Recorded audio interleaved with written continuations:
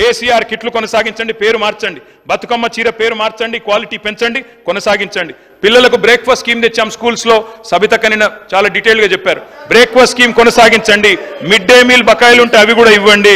తప్పకుండా నేను మిమ్మల్ని అందరినీ కూడా ముగించే ముందు ఐ రిక్వెస్ట్ యూ సార్, ఎన్నికలకు 6 నెలల ముందు రాజకీయాలు చేద్దాం. మీరు అన్నారు ముఖ్యమంత్రి గారు, వి వెల్కమ్ ఇట్. మిగతా 4.5 ఏళ్లు నిర్మాణాత్మక ప్రతిపక్షంగా మా పని మేము చేస్తాం. ప్రజలు మీకు అధికారం ఇచ్చారు, చిన్న వయసులో మంచి చేయండి. ప్రజాస్వామ్యంలో ప్రజలకు సేవ చేసే అదృష్టం మీకు కలిగింది. తప్పకుండా we will support you sir. కానీ దయచేసి మేము మా పార్టీ తరఫున ముగించే ముందు చేసే విజ్ఞప్తల్లా ఒకటి, మా మీద కోపం ఉంటే మమ్మల్ని తిట్టండి, కానీ తెలంగాణ కోసం దయచేసి కలిసిమెలిసి కలబడి నిలబడి పోరాడిన పార్టీని అవమానించకండి. ఉద్యమంలో ఉదయించిన మా పార్టీని అవమానించకండి. కొట్లాట అనేది మా డిఎన్ఏలో ఉంది. తప్పకుండా కొట్లాడతాం ప్రజల పక్షాన. ప్రధాన ప్రతిపక్షంగా మీరిచ్చిన ఒక్క మాట కూడా ఎక్కడ మోసం జరిగినా తెలంగాణ ప్రజలకు మౌనం వహించం, సహించం, భరించం. ప్రాంతం వాడు మోసం చేస్తే ఈ ప్రాంతంలోనే పాత్ర పెడతామన్న కాళోజీ మాటలు వారికి గుర్తు చేస్తూ జై తెలంగాణ. ఎంతసేపు మాట్లాడినా రామారావు గారు మేము కలిసి వస్తాం, ప్రభుత్వానికి సహకరిస్తాం అని పదే చెప్తున్నాడు.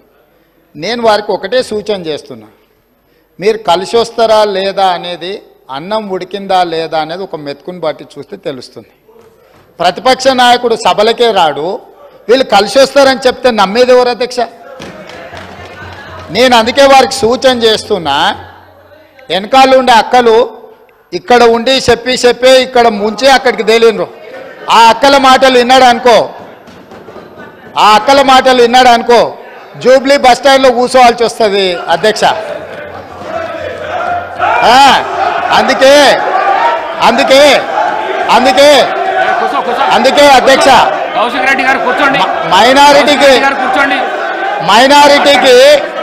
మైనారిటీకి మంత్రి ఇవ్వలేదన్నాడు.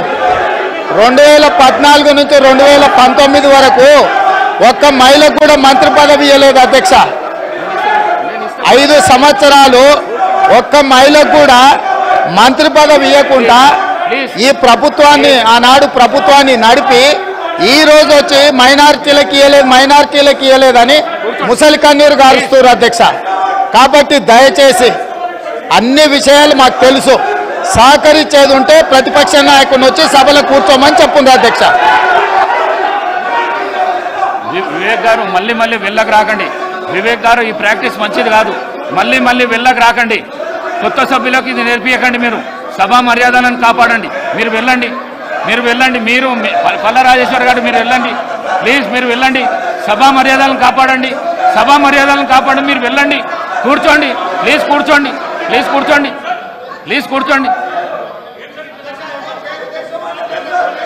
కూర్చోండి. అధ్యక్ష, మొన్న వీళ్ళు గవర్నర్ను కలిసి కాంగ్రెస్ పార్టీలో వచ్చిన ఎమ్మెల్యేల మీద అనర్హత వేటు వేయాలని చెప్పారు. ఎవరి ద్వారా ఇప్పించారు? కాంగ్రెస్లో గెలిచి ఎమ్మెల్యేగా ఉంటూ మరి టీఆర్ఎస్లో జాయిన్ అయినటువంటి సంబంధిత సోదర మంత్రి గారి ద్వారా ఇప్పించారు. అంటే ఇది ఎవరిని ప్రశ్నిస్తున్నారు? వాళ్ళు రాజీనామా చేసి తీసుకున్నారా? అదేవిధంగా మా సీఎం గారికి ఒకరిద్దరు మహిళలు తెల్లారితే మీతోటి వస్తా తమ్ముడు అని చెప్పి ఏం చేసిరో వారు అనుభవించిర్రు. ఆ బాధ ఢిల్లీ దాకా నేను వస్తున్నా అని చెప్పి ఏం మోసం చేసిర్రో రాహుల్ గాంధీ గారి దగ్గర టైం తీసుకున్నాక ఆ బాధ అనుభవించిండు. కాబట్టి కేటీఆర్ గారికి సూచన చేయడం జరిగింది. కాబట్టి ఎవరి పేరు పెట్టలేదు. మీరు మొన్న గవర్నర్ దగ్గర పోయేటప్పుడు, మీరు మెమోరాండం ఇచ్చేటప్పుడు మా పార్టీలో వచ్చినటువంటి వాళ్ళ మీద అనర్హత వేటు వేయండి అని ఇచ్చినప్పుడు ఎవరిచ్చారు? సబితమ్మతోటి ఇప్పించారు. మరి సబితమ్మ కాంగ్రెస్ నుంచి టీఆర్ఎస్లో పోయినప్పుడు ఇచ్చినప్పుడు ఏం తెలియదు. ఒక్కొక్కరిని నువ్వు జాయిన్ చేసుకున్నప్పుడు గొప్ప, మీరు జాయిన్ చేసుకుంటే గొప్ప. ఏం తెలుసు నీ దురహంకారం బంద్ చేసుకో కేటీఆర్. ఏం తెలియదు అంటున్నా. అడుగు ఏందో మీరు అందరు జాయిన్ చేసుకోలే. వాళ్ళు జాయిన్ చేసుకుంటే గొప్పట. మళ్ళీ వాళ్ళతో మెమోరాండాలు ఇప్పిస్తారు వీళ్ళు. అనుభవించారు. మళ్ళీ అదే కాంగ్రెస్ విధానాల మీద తిడుతుంటే వాళ్ళిద్దరు చప్పట్లు కొట్టడం ఎంతవరకు కరెక్ట్ అధ్యక్ష? ఇప్పుడు కాంగ్రెస్ పార్టీలో 10 ఏళ్ళు మంత్రులుగా చేసిర్రు. మరి 70 ఏళ్ళ కాంగ్రెస్ విధి విధానాలు తెలిసే వాళ్ళ పదవులలో కొనసాగినప్పుడు మళ్ళీ కాంగ్రెస్ని తిడుతూ ఉంటే రోజు ఇట్లా కొడుతూ ఉంటారు. అది కరెక్టా అధ్యక్ష? అది కరెక్టా? నేను అందుకనే మేమెప్పుడు కూడా ఒకటి కట్టుబడి ఉన్నాం అధ్యక్ష. మంచికి బాధ్యత మాదే, చెడుకు బాధ్యత మాదే అట్లున్నప్పుడు.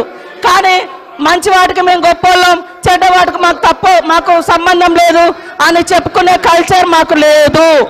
అప్పుడు కూడా అదే చెప్పినాం. మేము పాత వాటిలలో మేము ఉన్నప్పుడు మా బాధ్యత ఉంటే మేమే బాధ్యులమని చెప్పుకున్నాం. కానీ మీ లెక్క తిడతా అంటే చప్పట్లు కొట్టే సంస్కారం మాకు లేదు అధ్యక్ష.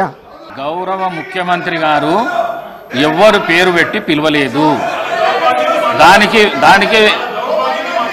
దానికి సభా మర్యాదలు కాపాడవలసిన విషయం మీకు కూడా చెప్తున్నా. నేను ఎవరు పేరు పెట్టి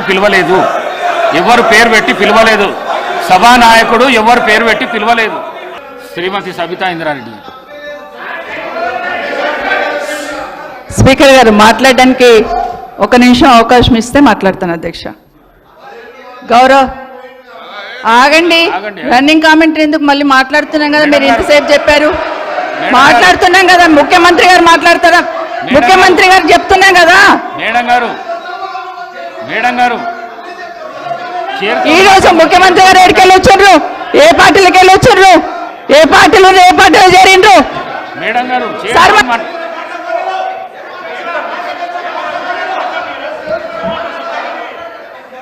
సభ మేడం గారు మీరు చైర్తో మాట్లాడండి. ప్లీజ్ చైర్తో మాట్లాడండి. సభానాయకుడు మాట్లాడుతుంటేనే మీరు అగౌరవపరుస్తున్నారు. అధ్యక్ష 1 నిమిషం. అధ్యక్ష ఆగమనండి అధ్యక్ష. మరి మాట్లాడడానికి అవకాశం ఇచ్చినప్పుడు ఆగమనాలి అధ్యక్ష. చర్చ పెడదాం. చైర్తో మాట్లాడండి అధ్యక్ష. తప్పకుండా చర్చ పెట్టుకుందాం. అక్కడున్న లేపాట్లకు వచ్చిండ్రు, ఎక్కడ పోయినారో తప్పకుండా చర్చ పెట్టుకుందాం. గౌరవ ముఖ్యమంత్రి అయిన తర్వాత కేసీఆర్ ఇంటి మీద వాళ్ళ కాకినా ఇంటి మీద వాళ్ళతో కాల్ చేస్తాడు. ఎంతమంది ఉన్నారు అధ్యక్ష ఇప్పుడు అక్కడ? ఎందుకు చేర్చుకున్నారు అధ్యక్ష? గౌరవ ముఖ్యమంత్రి గారు ఎంజాయ్ చేస్తున్నారు ఇప్పుడు మాట్లాడుతుంటే.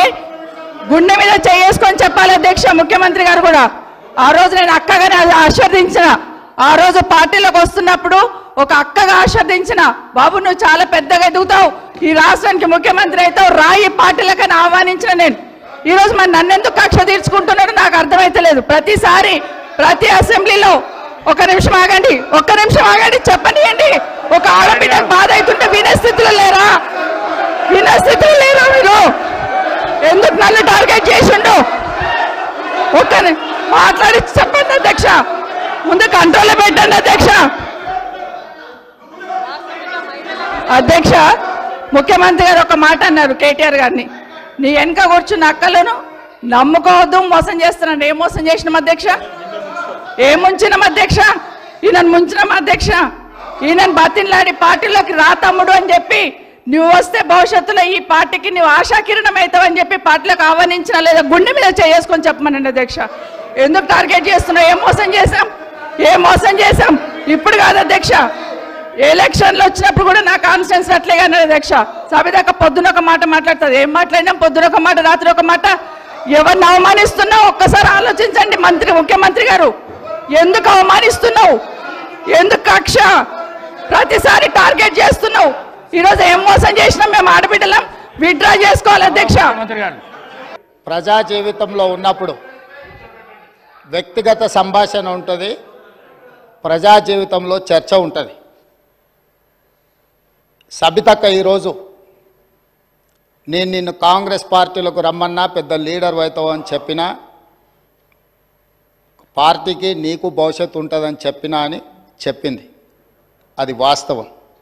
కానీ ఇంకొక విషయం, ఇది మా ఇద్దరి మధ్యలో వ్యక్తిగతంగా జరిగిన చర్చని ఈరోజు సబితక్క సభలో పెట్టింది కాబట్టి దీని కొనసాగింపుగా జరిగిన కొన్ని చర్చలు కూడా నేను సభలోనే చెప్పాలి.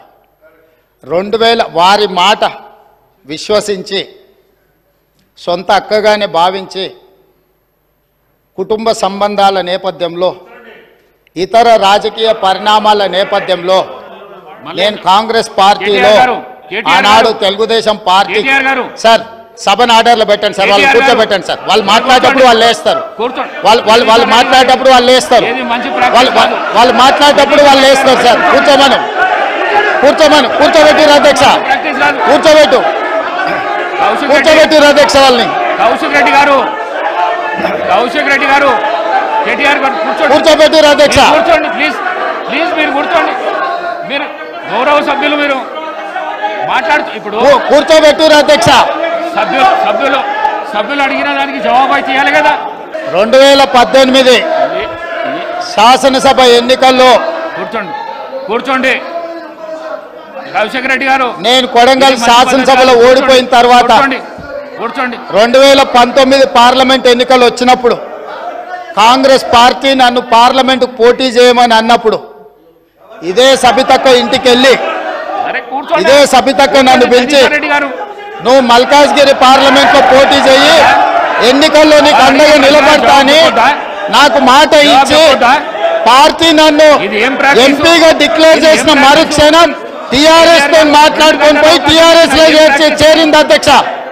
తమ్ముడుగా నన్ను పిలిచి మల్కాజ్గిరి పార్లమెంట్ లో ఎన్నికల్లో పోటీ చేయమని నన్ను ప్రోత్సహించి పార్టీ నన్ను ఎన్నికల్లో అభ్యర్థిగా నిర్ణయించిన తర్వాత కేసీఆర్ మాటలకు అధికారం కోసం కాంగ్రెస్ ను వదిలి టిఆర్ఎస్ పార్టీలో చేరి మంత్రి పదవి పొంది తమ్ముని మోసం చేసింది కాబట్టి ఈ రోజు నమ్మొద్దు అని కేటీఆర్ కి చెప్పిన అధ్యక్ష. ఇది నిజమా కాదా సబితక్కను గుండె మీద చేసుకొని చెప్పమని నన్ను మల్కాజ్గిరిలో పోటీ చేయి కాంగ్రెస్ నుంచి, నీ ఎన్నికల్లో నేను గెలిపించే బాధ్యత తీసుకుంటా నాకు చెప్పి నేను ఎన్నికల్లో నిలబడడం డిక్లేర్ అయిన తర్వాత కాంగ్రెస్ ను వదిలేసి టిఆర్ఎస్ లో చేరి మంత్రి పదవి పొంది ఈ రోజు వచ్చి మాకు నీతులు చెప్తే మేమేమన్నా అమాయకులమా అధ్యక్ష? కాబట్టి ఇవన్నీ చర్చలు. ఈ రోజు నేను ఏ మాత్రం కూడా వాళ్ళ పేరు తీసుకోకపోయినా మీరు వారికి అవకాశం ఇచ్చిండ్రు, మీరు అవకాశం ఇచ్చినందుకు నేను అభ్యంతరం చెప్పలేదు.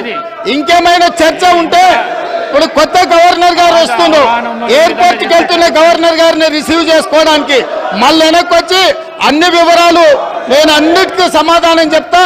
మా డిప్యూటీ చీఫ్ మినిస్టర్ గారు అప్పటి వరకు సభ నడుపుతారు, కొత్త గవర్నర్ గారిని రిసీవ్ చేసుకొని రాజ్భవన్ విడిచిపెట్టి మళ్ళీ సభలోకి వస్తా అధ్యక్ష. అందరికీ కలిపి సమాధానం చెప్తా అధ్యక్ష. ధన్యవాదాలు అధ్యక్ష.